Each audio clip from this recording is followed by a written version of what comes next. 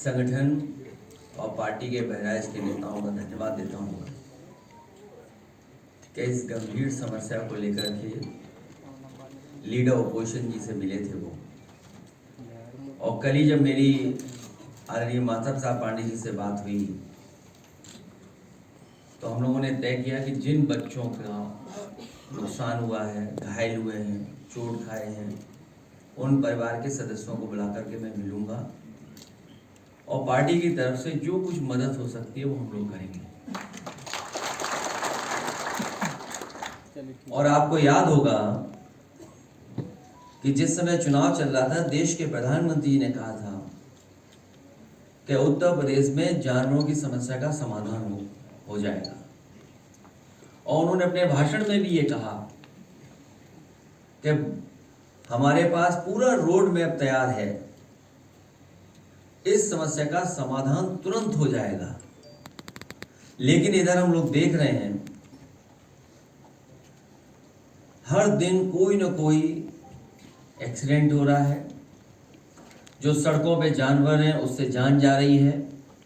हमारा एक साथी जो यहाँ खड़े होकर के कह रहा है, ये सच्चाई है कि पूरे उत्तर प्रदेश में लगातार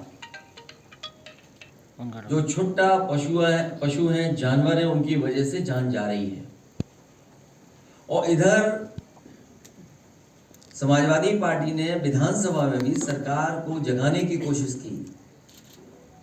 टाइगर से, लेपर्ड से, जो हमारे जंगल के किनारे वाले जिले हैं उनमें समय समय पर जाने गई हैं, जिसमें बिजनौर है, पीलीभीत है, लखीमपुर है, आपका सीतापुर है, आगे बहराइच है, श्रावस्ती है, बलरामपुर है।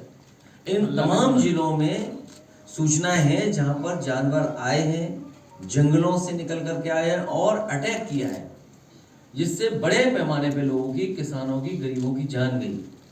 और इधर जो सुनने को मिल रहा है और देखने को मिल रहा है कि गीदड़ की वजह से पूरे के पूरा जो हमारा क्षेत्र परेशान है, लोग भयभीत हैं, डरे हुए हैं। हमारे तमाम पत्रकार साथी भी मौके पे गए हैं, परिवार के सदस्यों से मिले हैं, उनकी बातचीत भी उन्होंने दिखाई है। और सरकार अभी भी गंभीर नहीं है। कभी सरकार ड्रोन उड़ाती है, कभी मुख्यमंत्री जी गोदी में बच्चे लेकर के ये साबित करने की कोशिश करते हैं कि सब बच्चे सुरक्षित हैं और हमने मदद कर दी। और जब मदद भी की गई तो उसमें भेदभाव हुआ है। कम से कम सरकार को गरीब के साथ भेदभाव नहीं करना चाहिए, क्योंकि वाइल्ड लाइफ मैनेजमेंट पे जो खर्चा होता है या समय समय पे जो सूचना मिलने पर सरकार खर्च करती है, आखिरकार वो अरबों रुपए का क्या हुआ पैसे का? क्या वजह है कि उनके अपने लोगों को बंदूक लेकर के निकलना पड़ रहा है? या हो सकता है कि जिन मंत्री का विभाग है उन्हें भी काम करने का मौका न मिल रहा, उन्हें काम करने न दिया जा रहा हो। इसलिए हमें उम्मीद है कि इन भेड़ियों की समस्या का समाधान सरकार जल्दी ढूंढेगी। और इन भेड़ियों को नहीं पकड़ पा रहे हैं तो ठोको नीति के तहत एसटीएफ को भी ये जिम्मेदारी दे दी जाएगी। सर, दो महत्वपूर्ण सवाल करूंगा इसी संबंधी। एक सर ये कि अभी मुख्यमंत्री योगी आदित्यनाथ वहां पर पीड़ित गांव में गए थे जहां पर भेड़ियों का प्रभाव है। उन्होंने आंकड़े घायलों के 20 दिखाए और मृतकों के 8। आपकी लिस्ट में 60 घायल हैं और मृतकों की संख्या लगभग 10 है, बता रहे कुछ लोग आ नहीं पाए। ये अंतर क्यों है सर? सरकार क्यों बताएगी या क्यों आंकड़े सही देगी? सरकार तो हर बात छिपाना चाहती है। अब इन जिलों में बाढ़ है, जितने भी हमारे तराई के क्षेत्र हैं सब में बाढ़ है। सीतापुर में बड़े पैमाने पर बाढ़ है, पीलीभीत में बड़े पैमाने पर नुकसान हुआ है, शाहजहांपुर से लेके जितना इलाका है बाढ़ से प्रभावित। तो गोरखपुर खुद मुख्यमंत्री जी का जिला, वहां पे लोग महीनों से परेशान है बाढ़ के कारण।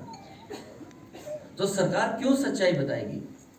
सरकार तो हर बात छिपाना चाहती है और कभी कभी छिपाने के लिए हमारे मीडिया के साथियों का भी सहारा लेते हैं। हाँ, तो अभी सर मुख्यमंत्री जी मिल्कीपुर में है। दूसरा सवाल जो मेरा रह गया था, थोड़ा सा लंबा है, मैं कर दे रहा हूँ तो आप अच्छे से बता देंगे।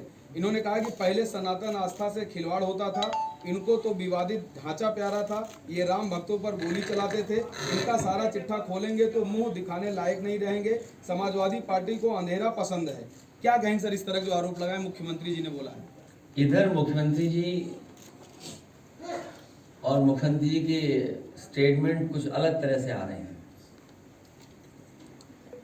समाजवादियों ने और खासकर मैंने कभी किसी संत, किसी अपने महंत, किसी सन्यासी के बारे में कुछ नहीं कहा। अगर उनको लगता है कि वो शब्द ऐसा है जिसका भाव वो किस रूप में ले रहे हैं, तो हम तो ये कहेंगे कि हमारे उत्तर प्रदेश के मुख्यमंत्री नहीं है, वो मठाधीश मुख्यमंत्री हैं। और फिर मठाधीश मुख्यमंत्री से उम्मीद भी क्या करोगे आप? इसी तरह की भाषा की उम्मीद करोगे? और ये एक दिन से नहीं हुआ है। जब से बीजेपी हारी है तब से कुछ संतुलन गड़बड़ा गया है। एक बात सर उन्होंने और कही इसी प्रकरण में कि भस्मासुर बन गए जब से 2024 में ज्यादा सीटें मिली। देखिए, जितना हमने पढ़ा है या जितने यहाँ लोग बैठे हैं जिनको जानकारी होगी, उन्होंने कहा कि सपा और कांग्रेस भस्मासुर है। देखिए, भस्मासुर दो नहीं हो सकते। बीजेपी